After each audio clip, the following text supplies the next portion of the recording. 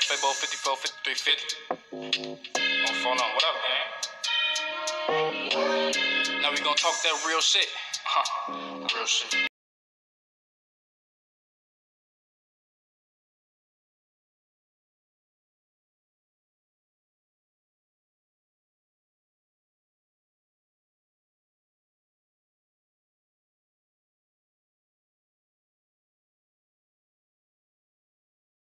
In this game. So goddamn bad. The Bears looked at ass for the second half, not the first half. They looked at ass in the second half though. That defense did not look good to me. The defense was so damn bad. So bad. I couldn't believe it. I couldn't believe what the hell I had just saw. Some of the worst shit ever in the second half. But luckily the Chicago Bears won. That Detroit offense is pretty decent, but they just couldn't make the right goddamn plays at the end of the second half. Of course, this score is no longer relevant. The Lions was able to come back and put up some points. They was able to put up some points, and the Bears was able to add 10 more. That's what happened in this game. Now, David Montgomery, of course, did get hurt in the fourth quarter. He did leave the game with 23 carries, over 100 yards, and 2 rushing touchdowns.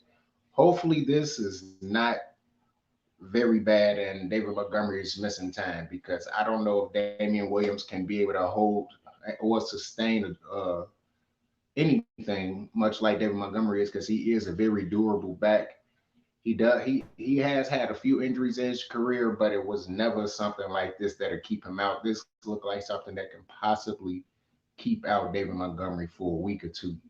But we will find out more as the week go on. But that defense, that defense scared the shit out of me. Yeah, they gave up 14 points, but the Lions could have been winning this game. They could have been up if they actually decided to kick the field goals or and run the football or whatever, or they could have possibly been up even more. The Lions could have been up 26-24 against the Bears since the Bears had the ball last and driving down the field. But because the Lions are the goddamn Lions, that's the reason why they lost this game. The Lions cursed and the Bears got lucky. It might say 24-14 Bears, but this game was way closer than it needed to be. The defense, they did they did their job, but also the Lions helped them too with terrible throws from Jared Goff, not able to make the right throws. Just everything, just I don't know, man. I don't know. The offense did a lot of their damage in the first half. They scored 10 points in the second. That's pretty decent, but I don't know if that's going to be something that's going to have the Bears win games every week because the defense did not play good. The pass rush was excellent, but they couldn't stop the run. They barely was able to stop the pass. Jared Goff just missed on throws. This simply what the hell happened. Jared Goff missed on throws, and the Bears got lucky. They got lucky they was playing the Lions this week because I guarantee you, if that defense plays like this against the Raiders next week, the Bears will get their ass smoked up real quick. I'm happy about the victory. I'm happy the fact that Justin Fields got his first victory in NFL, but I am not happy the way this team played overall. I'm not happy. Some Bear fans might just take the victory as for what it is, and the Bears is 2-2. That's fine. But the Bears have a lot of shit to clean up, especially on their defense. Eddie Goldman returned. All Bear fans talked about all the time, including me, that when Eddie Goldman comes back, that's gonna help shore up that run. Didn't look that good. Yeah, they shut down one, but they showed didn't shut down the other running back. They shut down Swift. Swift didn't do much of shit. But Jamal Williams was running all up and down their throat, constant 5 to 10 yard gains when he was in the game. When they did use him properly early in the game. So all I can say is I'm happy for the victory, but they have to do this a lot better. They have to. because they're going against a high-powered offense next week. Now the Raiders defense, they eh, up and down, much like the Bears is, but their offense is phenomenal. I don't even know what the score is between the Raiders and whoever the hell they playing. Someone, if you know the score, post the score and let me know what's going on. But as of right now, man, it's a lot of it's a lot of shit I didn't like. I still second half, no offensive adjustments. Defense tried to make some adjustments, but they still gave up two touchdowns in the second half. I don't like that. I don't like that. Now the Lions fucked themselves. Straight up, the Lions fucked themselves. They could have possibly won this game if they coach wasn't so goddamn goofy. Well, we just met a coach that's goofier than Matt Nagy that had the opportunity to kick what 3, 4 field goals in this game, 3 or 4. Passed on all of them. Only scored one touchdown. Other than that, shutout. I think they was 1 of 5 in the red zone. So that definitely going to help the Bears' red zone statistics as being one of the top red zone teams because when you got an incompetent head coach that's worse than Matt Nagy and Dan Campbell to fuck around and give away free points to try to go for more when you know this defense has been stout in the red zone since 2017. Since 2017, defense, I believe the Bears has been top 10 in the red zone every year. Every year. I think a few times it was top 5. Why do you continue to try to steal points when this points are already given to you? They fucked themselves in the end. So that's the reason why the Lions lost this game. It ain't so much that the Bears defense showed up. It was just the Lions offensive play callers and the head coach were just very incompetent. The Bears got very lucky in this game. Now, it might be some people that might be like, "Oh man, you bogus for talking about your Bears like that, man." I'm gonna be the realest motherfucker that you're gonna see on YouTube when talking about my Bears team. I'm not finna play them games. I'm not finna be saying no bullshit. None of that. I'm gonna tell you the fucking truth. I'm gonna tell you the truth that the Bears got lucky in this game because the incompetence of the other head coach. Because there was no adjustments in the second half. I believe from either side of the football, they just kept telling them, "We just gonna continue to do what we do." When in all actuality, they should have switched it up. If they switched it up, the Bears would have put up more points. This should have been, especially the way the Lions offense transpired in the second half, fucking it up when they had way more opportunities to score. This could have been a 34-14 game. It's an additional 10 points left off that damn scoreboard, specifically because no halftime adjustments. I saw the same play calling. And if you know football, if you really know football like I do, and you watch this game, you know that it was the same recycled plays and just in different order. That's exactly what it was. It was the same recycled plays in different order. And I hate that. It must have been it had to be Matt Nagy calling the plays because there was no adjustments. No one did nothing different. It was the same type of plays. Just this time, the Lions was able to cover up those mistakes in the second half, and they didn't allow those deep passes down the field. So why didn't Matt Nagy or Bill Lazor, whoever the hell was calling the plays, which I'm pretty sure was Matt Nagy, why didn't they switch it up and start having to run short routes, in routes, out routes, combination routes? Why? Incompetence. We went against a goofier head coach and Dan Campbell, who too busy trying to bite motherfuckers' kneecaps and shit. He too busy trying to bite a kneecap off instead of trying to get a goddamn victory. That's the reason why they lost. But I guess, man, hopefully the Bears can play a lot better. Because if they don't, holy shit, it's gonna continue to be rough for our team. Now, of course, we is 2-2. Don't get me wrong, I'm always gonna be happy about that. I'm not one of them assholes that be on YouTube like Slag Daddy TV. Regardless of a victory, all you gonna hear is nothing but negativity. But it is negativity in this game. The positive thing was the running game was phenomenal. Running game was phenomenal. You've seen a lot of David Montgomery. Yeah, he did get hurt. Hopefully that injury is not a long-term injury. Damian Williams played well. We saw Allen Robinson sighting in this game. He looked real good in this game, made some very impressive catches.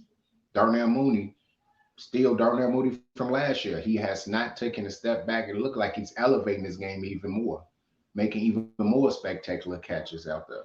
So he's playing even better. But I still need to see more from the tight end position. I still haven't seen much from the tight end position. Cole Komet can't get open. It's like he can't get open out in the open field. He's too damn big to be for a goddamn 5'8" fucking defensive back to be covering him, and he don't come up with the goddamn catch. Too fucking big. Let me have that goddamn size. Let me have that size and have me go to NFL. I promise you, you put somebody 5'8" on my ass. Even now, I'm 6'2". I'm gonna catch that goddamn ball.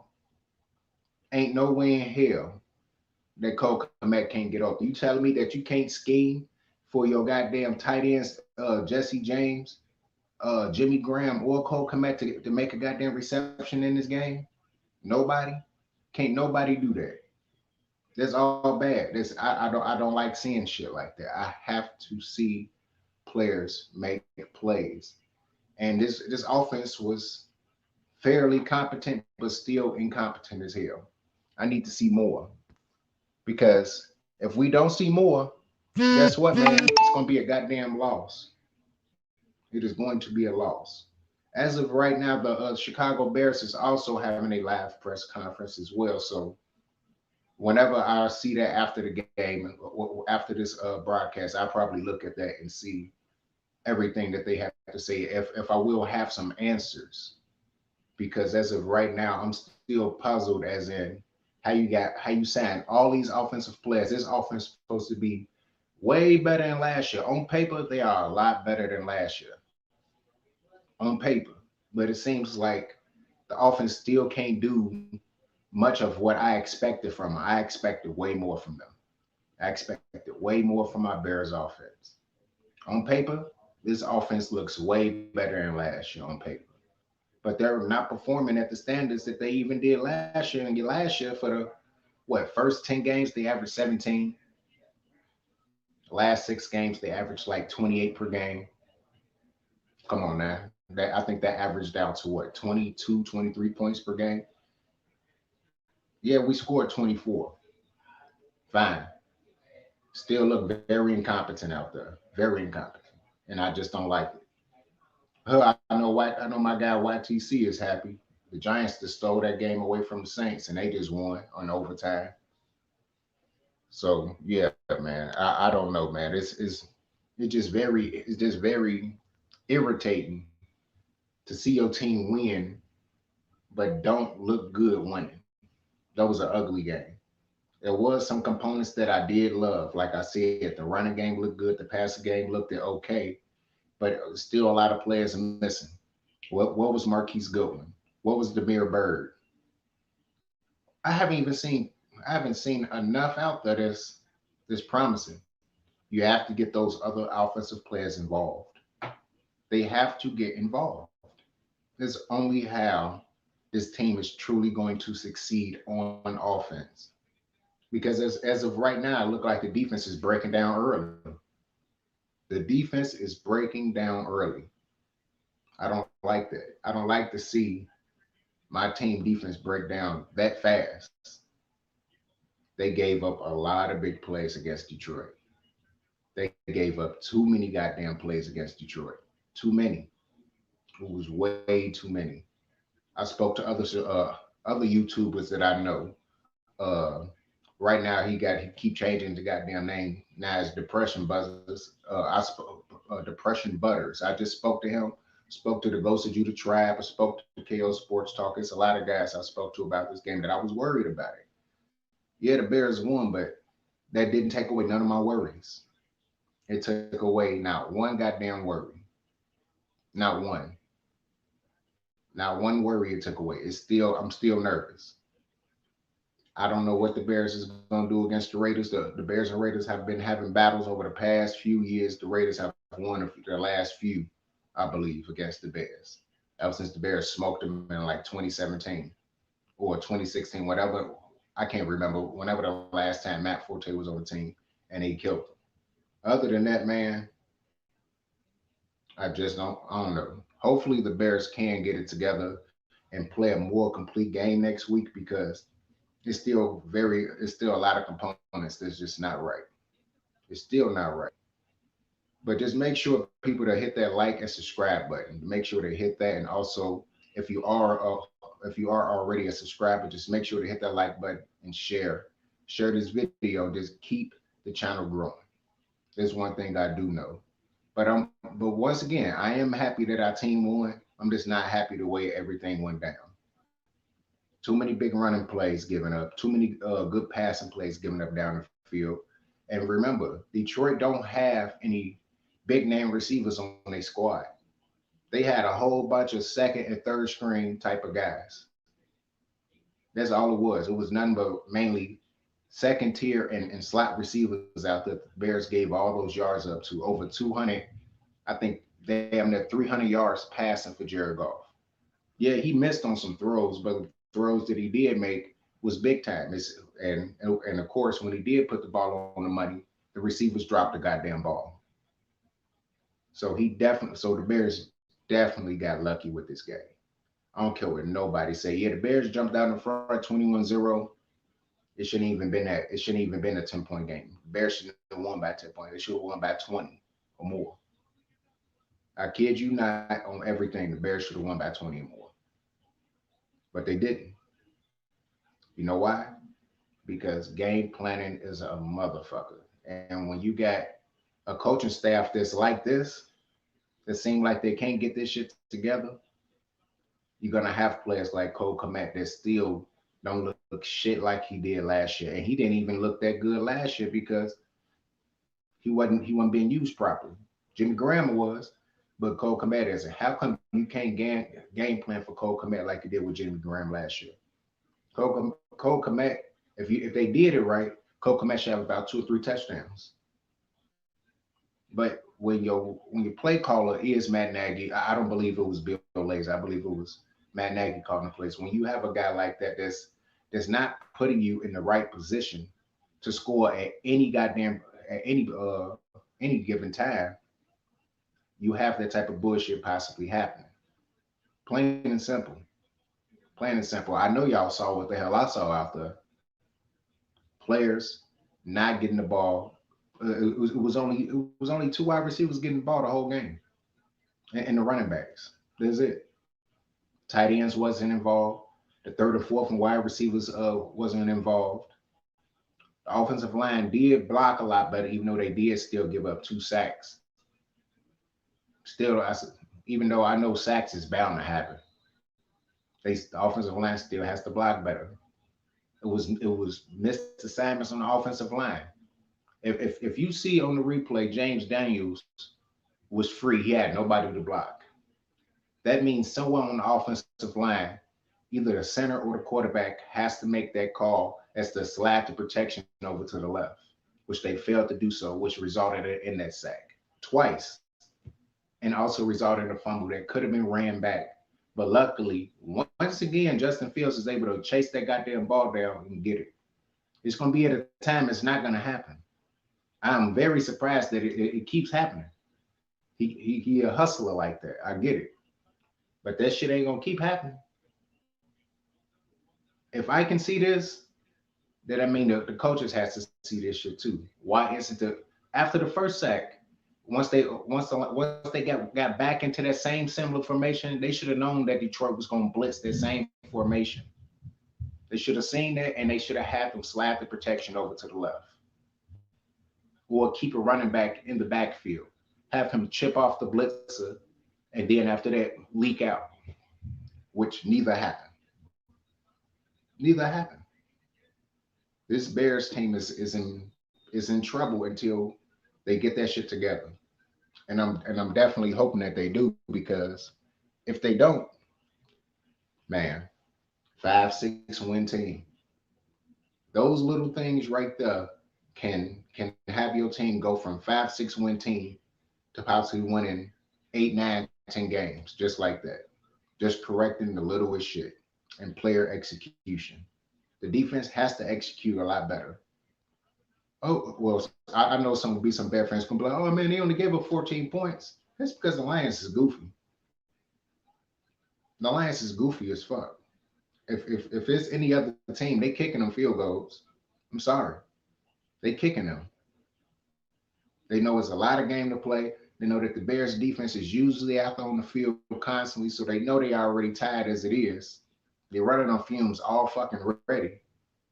Kick the field goal, play the long game, and force the Bears offense to continue to score because you know that they have a problem scoring. Plain and simple. It don't get no easier than that. Shit. It's probably some NFL team now that's probably watching them, be like, damn, he right. Let's do that. Play the long game with the Bears. If you try to play a short game with the Bears, you're gonna lose every goddamn time. You're not gonna beat the Bears. Keep trying to go for it on fourth down. They're gonna stop your ass majority of the goddamn time. I don't care which team you is. Bears defense is still good enough to do some shit like that. They still good enough for that. They always been good at stopping fourth down since 2017. And they always been good in the red zone since 2017. Historically, I believe the Bears always been one of the best red zone teams, period. So that's one of the things that you always got to see. So, yeah. But, man, I'm happy that the Bears won this. Very happy. Very, very happy that the Bears was able to come out with this win. But they're going to have to do some shit correctly. They definitely going to have to do it right. But that's going to be it for me, guys. I'm not going to have this shit drag on because, of course, the Bears won. If they would have lost, you would have heard an epic fucking rant. You would have heard me snap the hell off everybody that's got to be fired. Chanda Saf first season, your ass need to be fired too because that defense played so ass. They played mega ass out there, man. That defense was not good. They made some stops. They made some plays like they supposed to because they is an NFL team. But they did not play up to the standards that we is used to seeing. They didn't even play as good as they did last week for the first three quarters. Give me that defense from last week for the first three quarters. Give me that defense.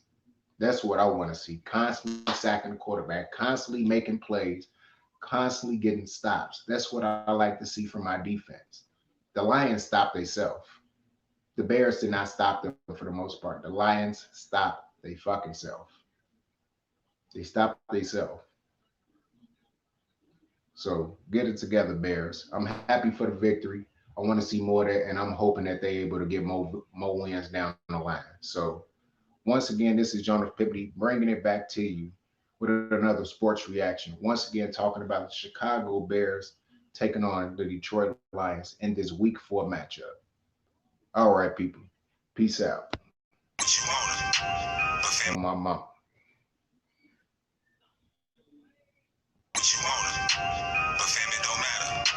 This is just the introduction. I'm gonna be busting from here on after. So cease with the laughter. If you seek disaster, then